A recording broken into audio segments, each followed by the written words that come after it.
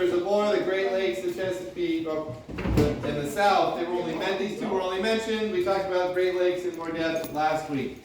Today we're going to go on to the Chesapeake. Now, what the? No. Oh, keep going. Keep going. Okay. You went back to. Okay. Keep going. Keep going. There's a little review for you. Go to the next one. Go to the next. No, go down. Go down. You're going up. You're supposed to go down. Go down. Keep going. Keep going. Keep going. Keep going. Keep going down. Keep going. All right. Here we are in the Chesapeake. Now, let me orient you to the map. We have Washington, D.C. We have Baltimore. We have the Potomac River. We have the Patuxent River. We have the Anacostia over here, and the Patapsco for Baltimore. Now, that's Baltimore Harbor. It's created by the Patapsco. Now, if you're the British, and this is what the Americans are thinking, if you're the British, what are your main targets here in the Chesapeake area? Maryland. Yeah, so you've got Baltimore, which is a very important trading hub, harbor. And you've got the capital. You've got the capital right there. Now, if you're going to go to the capital and you're the British Navy, how are you going to go? What's my name? You're going to go up the Potomac River. So we have a bunch of forts that are built around Washington, D.C. Interestingly enough, these fortresses are not really used during this war, but are used in the Civil War to help protect the capital from the South. So you have Fort Washington here, which is kind of on the bend of a river, and what happens is when the British Navy comes, their artillery is going to be focused right on them, and they're going to take them out. Because that's the most logical way. This map right here, if you look at it very closely, the river gets very narrow around Washington, D.C. Still very navigable, especially today. But way back when, 200 years ago, it was much wider. In the early 20th century, they started land reclamation projects, which narrowed the river. And so you have places today like the Kennedy Center, like the Saudi Arabian Embassy, like the Lincoln Memorial, the Jefferson Memorial. Those are all built on land reclaimed from the Potomac River. Okay, so buildings like the White House were much closer to the river than they are today. The Capitol, still closer. Now, so the British come in, the Chesapeake, they come up, and they go past the Potomac. Okay?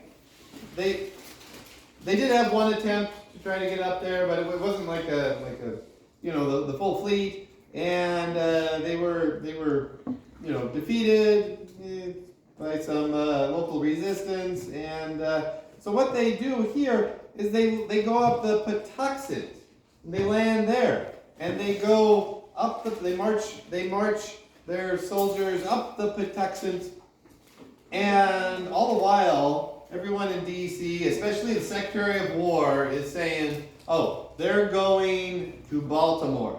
Because what happened in Baltimore, they tried to go into Baltimore Harbor.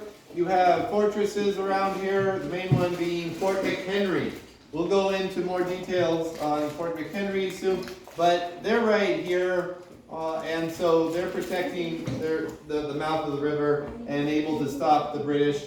The British do go around and try to land on the north. They do land, but it's unsuccessful. They're not able to push into Baltimore.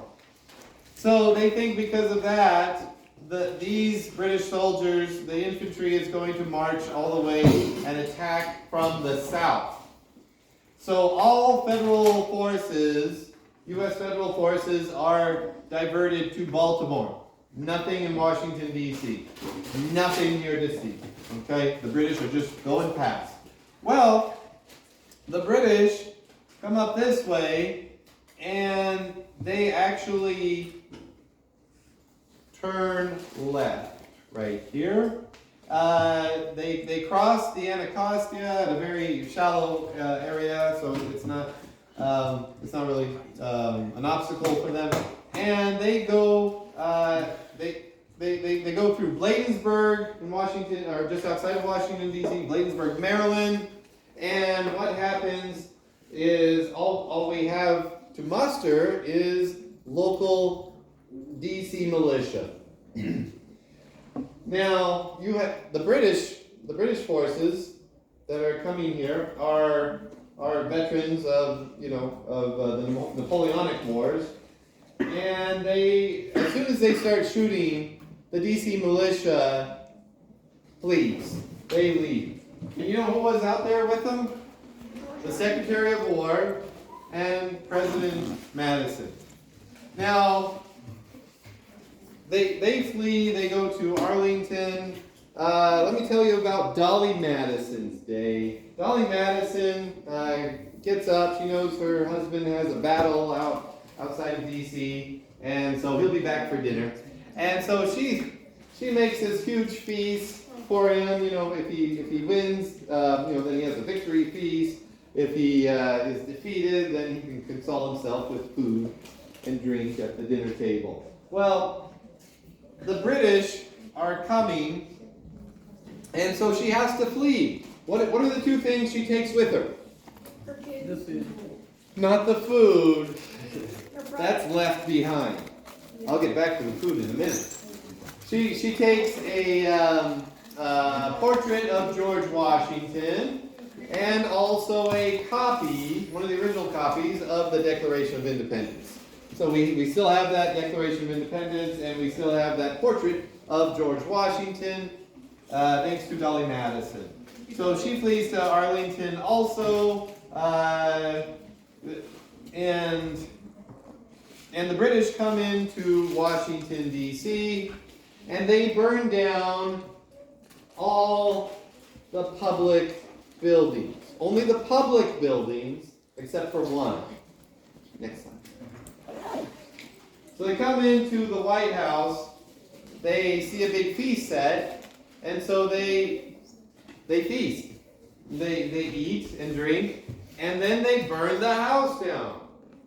Now, there is one building that they do not touch, and that is the Patent and Trade Office, because the clerk in the Patent and Trade Office was able to convince the British officers that they would be convicted of crimes for destroying British property because some of the patents belonged to British citizens. Okay. So, next slide. So they leave Washington, D.C. They figure they've shown the people of the United States of America that their government can't protect them because their government has just been destroyed. Now, in Baltimore, we have Fort McHenry. You have, it's a star fortress. Okay, the star fortress is, it's been in use probably for centuries at this time. It's kind of the standard fortifications. I made that. You have the barracks here, you have offices, you have the arsenal right here. That's where they keep all their weapons and ammunition. And right here you have Old Glory. Today that's a replica. They fly a replica there at Fort McHenry. It's a national park. The Star Fortress is very interesting. It had a lot of innovations. The walls are part masonry, part earthworks. They're at an angle that is supposed to deflect artillery rather than absorb it and be destroyed. And then you have, so Old Glory is here at that time. The British are trying to siege it, and they use rockets from the national anthem, we know that the Star Spangled Banner. We know that they used rockets to besiege Fort McHenry, but eventually, they weren't able to reduce them. They held out and were able to hold off the British. So Old Glory actually becomes privately owned after this time. The people who own it actually give little cuttings as souvenirs to friends of the family. And then we have here, this picture is the restoration of Old Glory, and you can see it today in its restored form, and it is at the Smithsonian in Washington, D.C. at the National History Museum. It's in a very dark room. You can go in and see it. You kind of need your eyes to adjust to it, but it's there. Still there to this day. All right. We pause. You ready? So, the next theater we're going to talk about is the South. And so what happened, this is also partially in response to something that happened in the North. So after the Native American, the British allies were Native American, were defeated, they regrouped in the South. And so up here in Tennessee, you have General Andrew Jackson, who leads the Tennessee militia through Mississippi, or what would become Mississippi. Alabama, through Alabama, and he takes out all the Native Americans who are even potentially allied with the British. Comes down here to Florida is held by the Spanish at this time. Takes Pensacola, and in Pensacola there were British warships there at the time. So he thinks it is a good legitimate target. But yes. Let me go to the bathroom. Perfect. Now, and we'll get back to that in a second. Now, next slide. Let's rewind a little bit and look at our diplomatic efforts. Our really good diplomatic efforts. Now we sent commissioners to Ghent, Belgium. We sent the Secretary of State, John Quincy Adams. Who's John Quincy Adams? He's the son of John Adams. He has been an ambassador, and he was Secretary of State now. So he goes to push for peace. He brings with him Henry Clay, the Speaker of the House. He brings Albert Gallatin, who had also been a representative in the House of Representatives and Secretary of the Treasury, and then James Bayard and Jonathan Russell. And they go off. Now let's think about what the U.S. has been through at this point. We tried to invade Canada. That didn't work. We got our capital burned. Things are not really going well for the United States. But because of these men's brilliance in diplomatic affairs, they were able to negotiate a really good treaty, the Treaty of Ghent, which really restores the status quo antebellum, the way it was before the war. Okay, we're not losing anything out of this agreement. Really good. All right. Now, so they agree to it, and news takes a while to travel. Next slide. A week later, we have the Battle of New Orleans. And Jackson defeats the British who came there. Now, let's talk about communication at this time.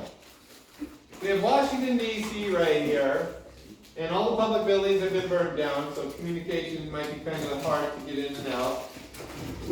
So what you hear about first is not the treaty, but the Battle of New Orleans. And then, a little bit later, you hear about the treaty. And so if you're an American at that time, you think, oh, yeah, I heard about this great battle, and then we got these good terms on the treaty. General Jackson must have really scared those British into giving us good terms. So he's the real hero of the war, right? No. We all know the truth. The good terms were because of the diplomatic skills of the commissioners, especially John Quincy Adams and Henry Clay. So we're going to see those two later on are going to become allies against Jackson, the American Caesar, who took credit for everything. Next slide. Okay, let's rewind a little bit before this time. Things are going really bad for us, especially in New England. The economy's going really bad. Of course, they're not attacked, but the economy is really bad. And all the states send delegates to the Hartford Convention. Here's the Hartford State House, the Connecticut State House in Hartford. And the delegates meet there to talk about what's going on, and they come up with these demands. Most of them are changes to the Constitution, and they want to change our government up. So what happens is they come up with these demands, and they say, if they're going to tell President Madison and Congress that if these demands are not met, they're going to secede from the Union. Next slide. So they come to Washington, D.C. Next slide. And they meet Madison here in the Octagon House, because this is where the federal government is now. Because all the public buildings were destroyed, they are here. And so the delegates come in and talk, present these demands to James Madison, and news has just arrived that we have won we basically won the war, and everyone is so jubilant. And when these people come in and say, you have to end the war, we have to meet these demands and end the war, otherwise we're leaving the Union, and they're just laughed out of the room because everyone is thinking that General Jackson just won the war for them. Oh my God, Okay? it's Mr. Cossman's birthday. Next slide. Mr. So even though they didn't, we have a status quo antebellum, all these things happen that are setting up future conflict. You have the problem, the disgruntledness between Andrew Jackson and Henry Clay and John Quincy Adams. We'll see that in an election in 1820. We'll see the idea of secession flaunted by the South, and they can always pin it on New England. Oh, New England was the first one to talk about secession, so we can talk about it too. Okay, but here we are at the end of the war, the status quo antebellum, and everyone is pretty happy now. Everyone is pretty happy. There aren't any. I'm sure there are some simmering political divides, but on the surface, everything looks really good, and we become a one-party country. So those are and that's how it's going to play out for the next couple of weeks.